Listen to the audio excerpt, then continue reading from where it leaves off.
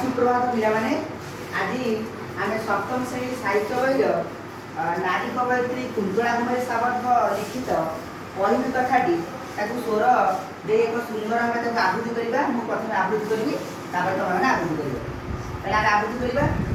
आज बाप तोते कहबी कथाटी शुणु तू दे मन कहा तुमर तू कहा कुलमणि जानिछु कि गंठी धन जानिछु कि गंठी धन।